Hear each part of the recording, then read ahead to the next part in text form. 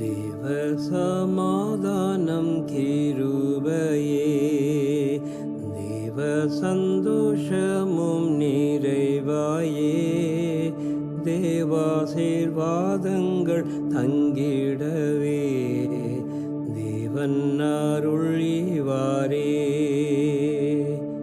தேவாசீர்வாதங்கள் தங்கிடவே தேவன் அருள் ஈவாரே.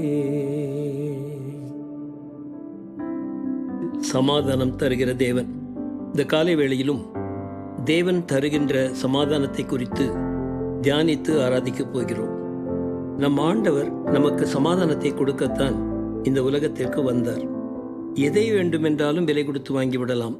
ஆனால் ஒரு நாளும் சமாதானத்தை யாராலும் விலை கொடுத்து வாங்கிவிட முடியாது. மெய்யான சமாதானத்தை கொடுப்பவர் நம் ஆண்டவர் மாத்திரமே. இயேசு கிறிஸ்து சமாதான பிரபு, சமாதானத்தை அருளுபவர், சமாதானமாய் நடக்க சொல்பவர். அது மாத்திரமல்ல, சமாதான தாவரங்களில் குடியிருக்க செய்பவர். எந்த வீடு சமாதானமாய் இருக்கிறதோ அங்குதான் அவர் தங்குவார். ஒரு வீட்டில் 2 புறாக்கள் தங்கியிருந்தன. எப்போதெல்லாம் அந்த வீட்டில் சண்டை சத்தம் கேட்கிறதோ அந்த புறாக்கள் சத்தம் தாங்காமல் சிறகுகளை அடித்து கொண்டு பறந்து விடுமாம். பாருங்கள், புறாவை போன்ற தேவாவியானவர் நம் வீட்டில் வாசம் செய்ய வேண்டுமானால் விட்டுக் கொடுக்கும் தன்மையும் அன்பும் நம்மிடம் இருக்க வேண்டும். எந்த வீட்டில் இந்த நிலை உள்ளதோ அந்த வீட்டில் எப்போதும் சமாதானம் தங்கியிருக்கும்.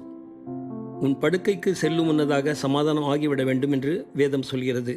உன் அலங்கத்திலே சமாதானமும் உன் அரண்மனையிலே சுகமும் இருப்பதாக என்று தாவீது ராஜா கூறியுள்ளார்.